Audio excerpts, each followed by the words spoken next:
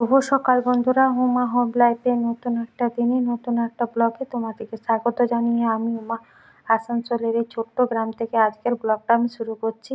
আর বারটি হলো কিন্তু শুক্রবার, আর এখন কিন্তু সকাল সকাল হালকা ঠান্ডা ঠান্ডা শীত করছে, যেহেতু বৃষ্টি হলো আজকে। আর সকালে কিন্তু বৃষ্টি হয়নি, মেয়েকে স্কুলে যাওয়ার জন্য রেডি করে দিয়েছি। তোমাদের দাদাভাইও প্রত্যেক দিনকার মতন চাটা খেয়ে বেরিয়েছে। এখন এখানে বসে আছি, আসলে পরে গাড়িতে তুলে। আর আমাদের এখানে আম গাছের পাতাগুলো পড়ছে, তো ছাগলগুলো না পাতাগুলো সকাল সকাল খেতে আসছে। আর শিব মন্দিরের লাইট এখনো খুলেনি, লাইটও জ্বলছে। আর আমাদের রোডের অবস্থা বলি না, দেখছো একদম বোল্ডারগুলো বেরিয়ে আছে। পুজোর পর বলছিল হবে, কখন হবে রোডটা ঠিক জানি না। তো 5 মিনিট বসে থাকার পর তোমাদের দাদাভাই চলে এলো, মেয়েকে গাড়িতে তুলে দিলাম। আর এখানে আজকে না সাদা ফুল ফুটেছে। সাদা ফুলগুলো ফুটতেই চায় না, 2-4 দিন পর 2টো 5টা, আজ আবার 5টা ফুটেছে। আর এখানে 3 রকমের জবা ফুল আছে গাছ। তো জবা ফুলের গাছগুলো কিন্তু সুন্দর হয়েছে, কিন্তু এই ছোট ছোট সাদা সাদা পোকাতে না ফুল ফুটতে দিচ্ছে না কিছুতে। ফুল ফুটছে, পোকাতে খেয়ে নিচ্ছে। আর কাল পরশু তরশু তো ভালোই বৃষ্টি হলো, আজকে সকাল থেকে দেখছি আকাশ বেশ পরিষ্কার, ঝলমলে রোদ উঠেছে। আর তোমাদের দাদাভাই বাকি বাচ্চাগুলোকে নামিয়ে স্কুল থেকে চলে এলো। আমি তো রাতে বাসন ধুয়ে রাখি, ঘর দুয়ার ঝাড় দিয়ে রাখি, তার সকালে আবার একবার ঝাড় দিই, গুছাই। তাহলে অনেকটা কাজ এগিয়ে থাকে। আর সুন্দর কিন্তু আবার সকাল সকাল বড় বড় গরম গরম জিলাপি এনেছে, মুচমুচে, খেতে কিন্তু খুব ভালো লাগছিল। তো মেয়েদের জন্য জিলাপিগুলো রেখেছে, আমিও স্নান টান করে জিলাপি খাবার একটা কালাকাঁদ এনেছে। তো চলো, বড় মেয়েও টিউশনে গেছে, সমস্ত বাসি কাজ সেরে স্নান টান করে আবার তোমাদের সাথে কথা বলবো। তো দেখো, স্নান করে একবারে ছাদে চলে এসেছি একদম আমি। তো কালকে জামা কাপড়গুলো শুকায়নি, সেগুলো রোদে দিলাম। আর যেগুলো কাচলাম সেগুলো রোদে দিলাম। আর স্নান করেই যেটা প্রত্যেক দিন কাজ থাকে, তুলসী তলায় জল দেওয়া। আর কাল আর পরশু দুদিনই আমি সকালবেলায় উঠতে পারিনি। আজকে ভাবছিলাম হয়তো বৃষ্টি পড়বে, ওই জন্য উঠিনি।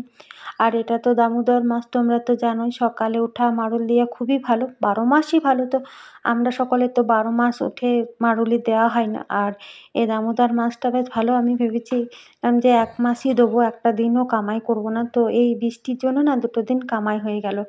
তাছাড়া তো বলো, তোমাদের সাথে সকাল সকাল আমি শেয়ার করি। আর এখানে সকাল সকাল আমার তুলসী মঞ্চটাও ধোয়া হয়ে যায়। তো চলো, ঠাকুরও বুঝবে আমি ঘুমিয়ে গেছি। তো চলো, তুলসী মঞ্চটা ধুয়ে দিলাম, তুলসী তলায় জল দিলাম।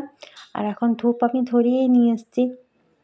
তো এখন পঞ্চদেবতাকে ধূপ দেখিয়ে দিই। এখানে পঞ্চদেবতাকে ধূপ দিই, আর এখানে সূর্য দেবতাকেও আমি ধূপ দেখিয়ে দিলাম। আর ধূপের এখানে একটা জায়গা করেছি, এখানে ধূপ দিয়ে দিই। তো চলো, আমার তুলসী তলায় জল দেওয়া কমপ্লিট। তুলসী তলায় জল দিয়ে এসে আমি ঘরে প্রত্যেক দিনকে আমি নিত্য পুজো দিলাম, ঠাকুরকে ভোগ দিলাম, ঠাকুরের বাসন পিতম্বরী পাউডার দিয়ে ধুলাম, যা কাজ আর কি। এই জায়গাটা একটু মতো মুছে দিলাম। আর এখন না সন্ধ্যাবেলায় ধুনো দিই না, আমি স্নান টান করে একবারে ধুনো দিয়ে দিচ্ছি।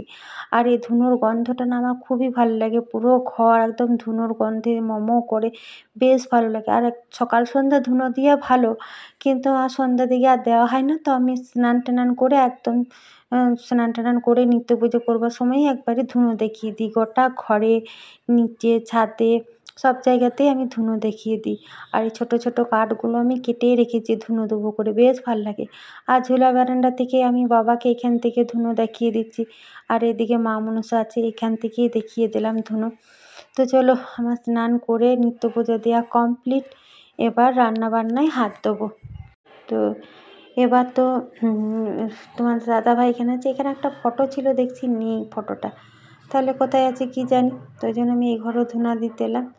তো ধুনা দিয়ে আমার কমপ্লিট। জানলা ধারে নামিয়ে দিলে না হাওয়াতে অনেকক্ষণ মানে ধুনোটা জ্বলবে আর কি। আর এখানেই নামিয়ে দিচ্ছি, আর জানলা ধারে নামাতে। আর ঠাকুরের ভোগ বসাতে 5 মিনিট পরেই আমি নামিয়ে দিচ্ছি। তো ঠাকুরও ভোগ খাওয়া হয়েই গেছে। তো চলো, অনেকক্ষণ পর আবার তোমাদের সাথে কথা বলছি। মুড়ি খেলাম, সেই সকাল থেকে না খেয়ে আছি। চাও খেলাম। আর একটা অন্নপ্রাশন বাড়ির নিমন্ত্রণ আছে মেয়ে দুটোর, ওই জন্য দুজনাই শ্যাম্পু করেছে। মেয়ে তো আগেই শ্যাম্পু করে দিয়েছি, চুলটা এই ছোট্ট ফ্যানটাতে করে চুলটা শোকাচ্ছে। আর বড় মেয়েও স্নান করলো, ও চুলটা এই ফ্যানটা দিয়ে শুকাবে।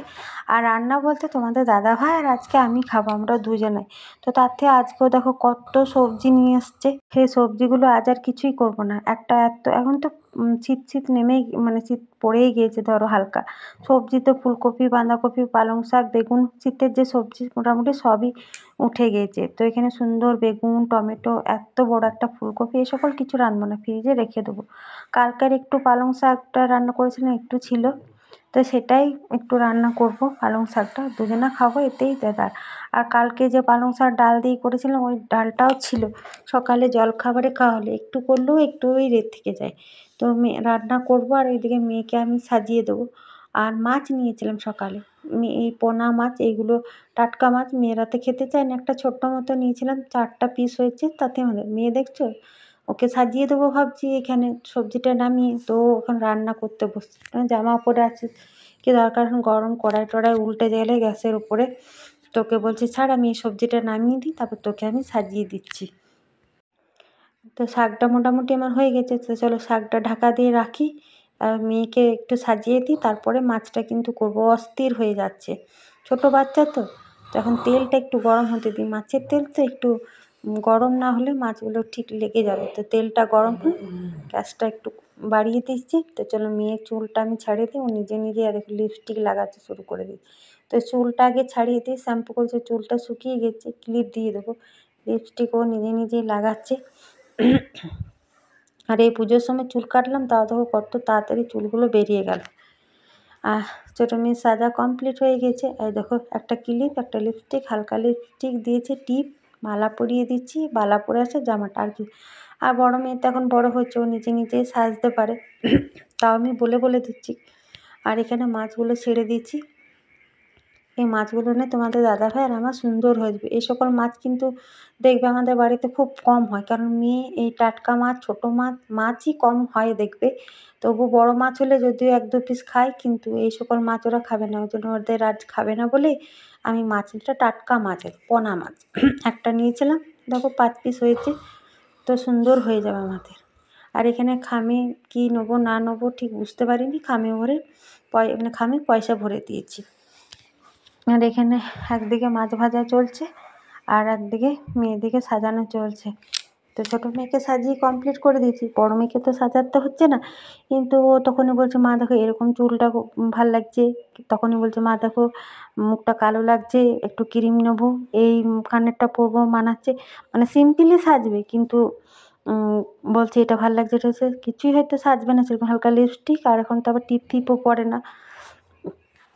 তো ওকে রান্না করছি আর ওকে ডাইরেকশন দিচ্ছি, মানে ও নিজে নিজে সাজছে, তবু আমার হ্যাঁ না এর উপরে নির্ভর করছে আর কি, যখন বলছি ভাল লাগছে না তখন মুছিয়ে দিচ্ছি। আর আজকে আমি মাছটায় একটু টমেটো গ্রেট করে নিয়েছি, আর একটু পেঁয়াজ ওই চপার মেশিনে, আর শুকনো লঙ্কা, গোটা জিরা ফোড়ন দিচ্ছি, আর একটুখানি সাদা সরষা বাটা দেবো, এই হলো মশলা। আর তেমন কোনো মশলা দেবো না, পাতলা একটা ঝোল করব। মেথি পাতা থাকলে দিতাম, মেথি পাতা কিন্তু নেই। তো মেয়েদের ফাইনাল লুক এই, বড় মেয়েরও হয়ে গেছে, ও এই জামাটা পরেছে, ছোটো মেয়ে ওরা এখন আসলো, আর আমার মাছের ঝোলও কমপ্লিট হয়ে গেল। তো চলো ভিডিওটা তাহলে এখানে শেষ করছি, কেমন লাগলো কমেন্টে জানিও, ভালো লাগলে চ্যানেলটা সাবস্ক্রাইব করো।